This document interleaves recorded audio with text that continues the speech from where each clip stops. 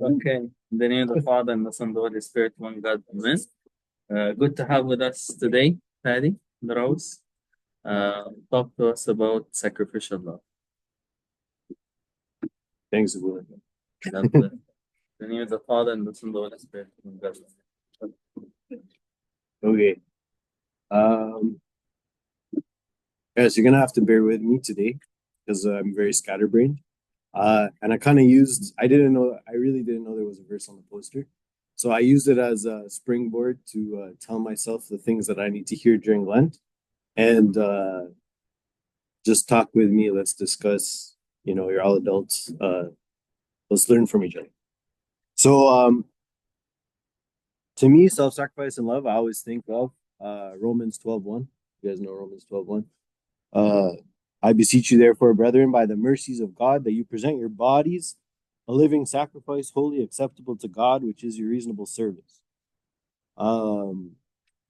And I mean, the whole living sacrifice thing goes throughout the Bible. We can talk about it later. But um, the first thing in the verse that pops out is by the mercies of God, right? By the mercies of God. So I beseech you, therefore, brethren, by the mercies of God, that you present your bodies a living sacrifice. Um, the root, the root cause, the thing that should engender any of my sacrifices in my life, right, is God's mercies. And what's God's mercies? All the things that He's given me that are undeserved, right? Uh, and He's given me a lot. He's given me, like I woke up today. Uh, I sat on a GO train instead of walking, like, I don't know, 10 miles or something. I sat on a cushy GO train. I went to work. I had food. I had my coffee from my nice coffee machine with the little grinder, whatever, right? I have the mercies of God throughout my day. There's many mercies of God. And so Psalm 116 says, what shall I render to the Lord for his all his benefits towards me? What shall I render to the Lord for all his benefits towards me? Like again, the original verse, like if I'm constantly presently aware or I put the mercies of God in front of me, then what choice do I have pretty much, right? Like uh what option do I have other than to sacrifice something to God, right? Um so when you dwell on his wonders and his mercy, right? You become loyal to him the same way that you become loyal to anybody who gives you a lot. Like Mama, you know, God bless her, put up with me for 20 years. And because of Mama's mercy, I'm forever committed to Mama. Like, it's like a logical conclusion. Um, Now, we don't do this, right? So if you look at the language of St. Paul, right, throughout the epistles, he says, for this reason, I obtain mercy that in me first Jesus Christ might show all long suffering, right? Or in other places, he says, like, I obtain mercy so that I may be faithful, right? Not the inverse. It's not, I'm faithful so that I get mercy, the prosperity gospel, right? It's not, I, I come to church and he gives me blessings because I'm a good person, right? Um, and the reason that that's important, right, is because his mercy always precedes any good that I do, right? His mercy always precedes any praise or any worship or any liturgical communion that I have with him. Um, so when you look at the saints, right? Let's take the Pharisee, right? In the New Testament, the Pharisee was praying, and he comes and he justifies himself in front of God in his prayer through his own righteousness by the actions that he's done. Whereas you take any of the saints and they feel nothing about themselves. They feel, oh, I am indebted and I need the glory and to be attached to the hip to my Lord and Savior. You see, like a completely different mentality, right? Um, and what I struggle with, especially through the Lenten period, is when you look at the commission that Christ gave to the disciples, a commission to witness, to be martyrios, to be martyrs for Christ, is like, what am I supposed to do, right? really like I'm really struggling. I'm in a season of struggle in my spiritual life. What am I supposed to do? Like day to day, what am I supposed to do? Because if you look at the different types of martyrdom, I'm there's like the red martyrdom, the martyrdom of blood. That's not me. Okay, I'm not put in a situation where 21 martyrs of Libya tomorrow. I'm not in that situation, right? I'm not. Okay. Trudeau's a pretty nice guy. It's not going to do much to me, right? Yeah, that's a debate, but and and and most likely, I'm also you might not be in the situation of green martyrdom where you want to be like Saint Anthony, you want to be like the monks, and you want to give up through asceticism. You might not be in that situation either. You might not have that sacrifice in you either, right? So for us common folks, right, that leaves us with white martyrdom, right? The classification of white martyrdom. That, I am gonna live like my day in, my day out, right? With some sort of sacrifice without ever shedding any blood, right? So you guys ever hear about Tansamira in California? Anybody ever hear like the sound clouds of, you gotta hear the sound clouds of Tansamira. She's got a lovely life, right? And you look at a picture of Tansamira and she's a tunt. She's just a tunt.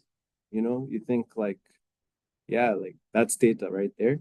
There's nothing, specific, or there's nothing that she does that is sacrificial that's outside of what I could do, right? But when you look at her life, she lived, she didn't want to get married, she wanted to become a nun. And she was told, like she felt that Pope Carlos was telling her, like, no, don't don't become a nun, go and marry this guy instead, go and serve this guy. This guy couldn't have kids, and that was okay with her because she didn't want kids anyway. She wanted to be a nun.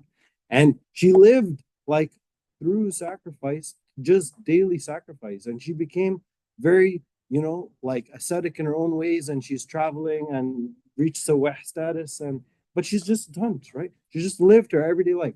So there must be a way in my everyday life that I can live with sacrifice, that I can sacrifice something to the Lord, right? There must be a way. Um, so to summarize my little brain spasm there, uh, if you live by your righteousness, right, you will be shaken. You won't make it. If you try and get through with just your righteousness, you're not going to get very far.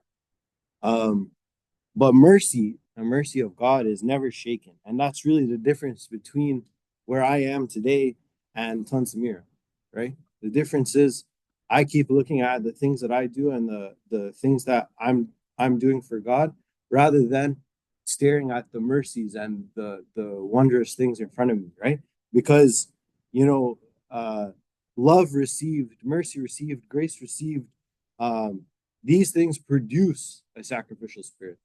The same way that Mama enduring with me produced a spirit of like, Mama, let me help you with the dishwasher. That comes from grace received, mercy received. I'm always focused on. Right?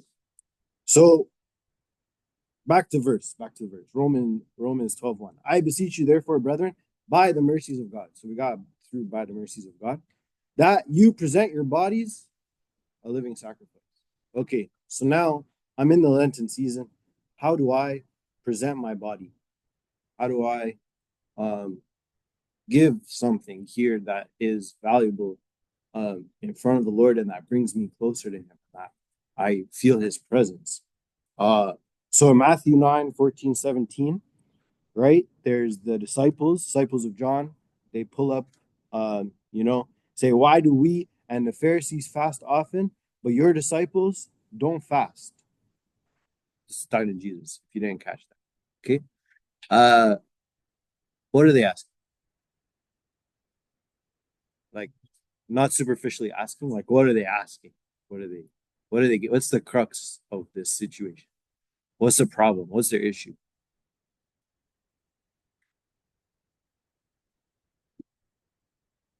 What's the psychological thing? You wait 7 seconds if you want to. Yeah, almost had one. Yeah. I'm just guessing, but they're asking why are you like why are they not fasting for God, which is technically what the Pharisees are doing. Of course, Jesus answered that why should they fast, for God when I'm right here with them? And there should only be a time when, you tell that rock to change and it will change. Yeah. So I think that's what the rest of it is. Yeah. But I don't know. I don't know if that's it. I'm going to correct with it. Oh, that's a great answer. You thought it's a good answer. Anything else? Any other thoughts? Yeah, there's big comparison there. Yeah. And specifically, they're comparing some action that they think that makes them righteous, but like there's no root to the fasting. It's like, I am doing this, why aren't you doing this? I am matanyaing over here, why aren't you matanyaing over there? Right? Like I think we just had the gospel where St. Paul is like, don't eat meat that causes your brother to sin. It's not about the action. Yeah. So the spirit or the reason or the intent that you're doing, that's the reason. So when we fast, you're not supposed to let anyone know you're fasting. Of course, when Muslims fast for Ramadan, they let the whole world know what they do.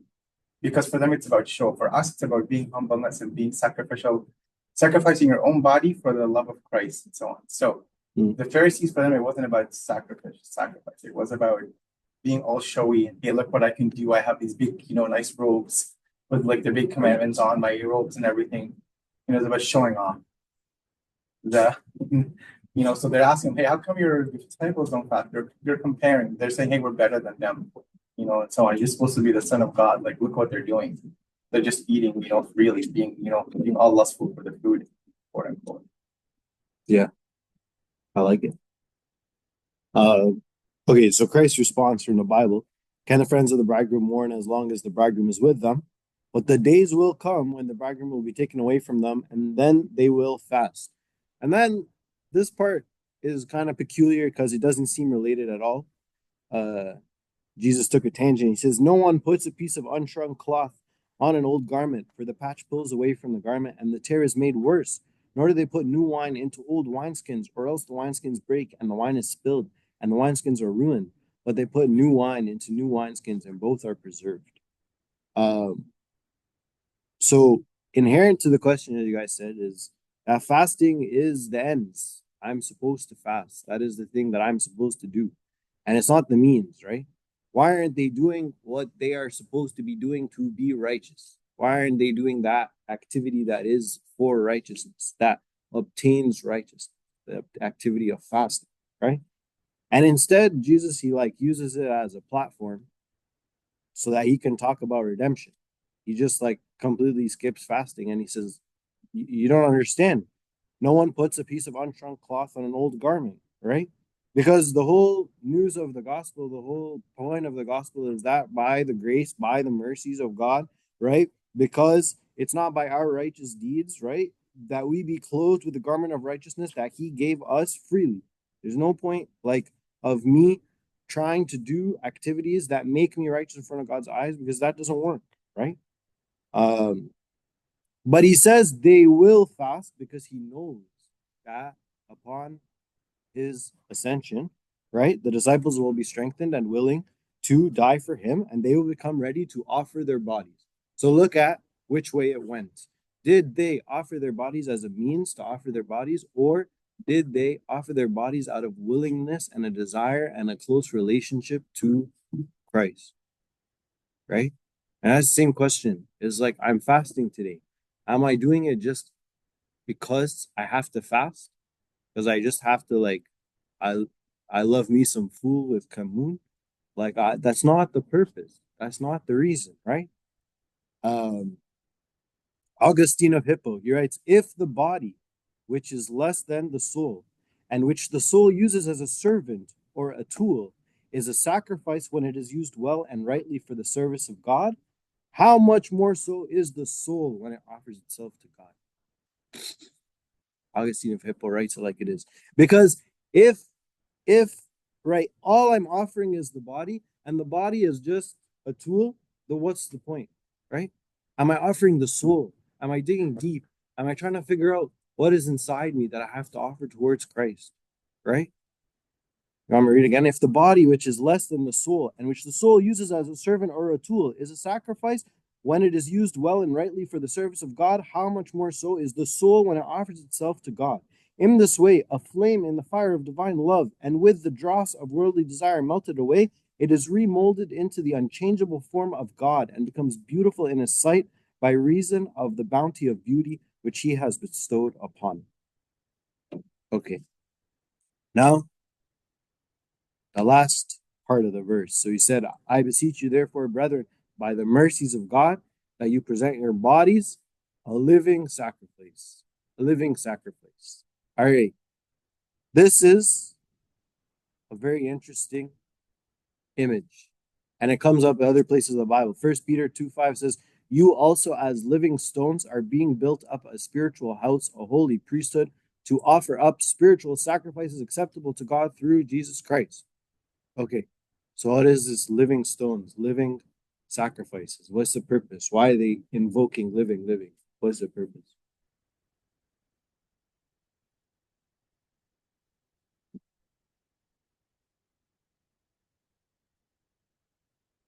Like, I'm not dead. Is it right? I'm not dead. And in the Old Testament, right? The priest came, offered dead sacrifices, obviously. And so they would have a blood offering, turtle dove, or like if you read the Old Testament, the areas that say, if you've sinned, come with 2 turtle doves and sprinkle like this. And if you have done this, then come with your lamb and do this, right? So they would come, their dead sacrifice, right? And they would offer that dead sacrifice. And even in the Old Testament, there's so many examples where they come with the dead sacrifice. What does God do? He says, no, this is not acceptable. Why is it not acceptable? Not because of the dead sacrifice in front, right? What about Cain and Abel? What about Saul with the sacrifice is not important, but your obedience, right? What about Psalm 50 with David? But acceptable sacrifice in front of God is a broken spirit and a contrite heart. So even the Old Testament, he didn't want dead sacrifices, right? Even the Old Testament, he didn't want dead sacrifices. But now he's saying something even further than what he said in the Old Testament. He says, you are the priest, right? You are the Old Testament Levitical priest, right? And you are offering yourself as the living sacrifice, and that is holy and acceptable, right? In the Old Testament, we still had the animal. The animal was an outward symbol of what was supposed to be in our hearts, and we were supposed to come with obedience and a contrite heart. The New Testament says, Yalla, Shilil, when you were a kid, I talked to you like you're a kid, Shilil, the dead animal. Let's talk face to face. You are the living sacrifice, right? And so it comes down to pretty much what we've been talking about the whole time, that the Christian life is not about what you get, right? It's about what you give. And that's very important because during most of the year, right? I'm a church hopper. I go here, I go here, I go here. I'm looking to get something, right? I'm looking to get that good sermon. I'm looking to get that good, acoustic praise, right? The good worship teams. But that's not the point, right? The point is, what am I giving? What am I offering? What am I sacrificing?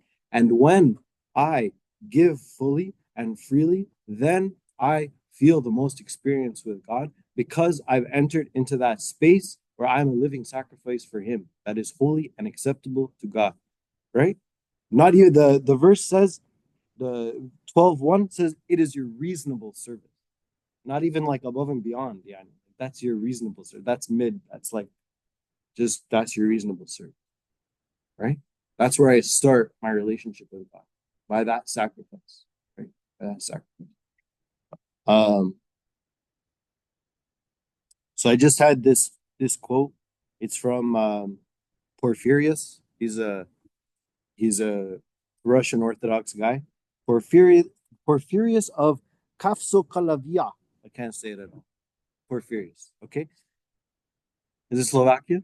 Oh, I read him on some Russian Orthodox thing, and I thought that was it. Okay. It says sin makes a person exceedingly psychologically confused, and nothing makes the confusion go away. Nothing except the light of Christ. Christ makes the first move. His mercies, right? He made the first move. He made me able to stand for prayer. He made me come to liturgy. He made the first move, not me. Don't be fooled. It wasn't you. He made the first move. So as Christ makes the first move, come unto me, all you who labor. Then we accept this light with our goodwill, which we express to our love towards him through what? Through prayer, through our participation in the life of the church, and through the sacrament. Okay? And so that was it. Romans 12:1, three things. Okay? By the mercies of God, it's not you, right? He started, he gives the mercies. Your righteousness never amounts to anything in front of his eyes that makes you allowed to stand there. You're never allowed to stand there, right? He gives you those mercies. The second thing, that you present your bodies, right? You present your bodies, that you give that sacrifice, that you enter into the white martyrdom with Tant Samira. Tant is your goal. Like seriously, Tant Samira is the goal. And then your body is a living sacrifice, fully acceptable to God, which is your reasonable service. Yeah. And that was not the verse on the poster at all. But that is the direction I chose. So yeah, hope that's good. If you have questions, there's Abuna. He's right.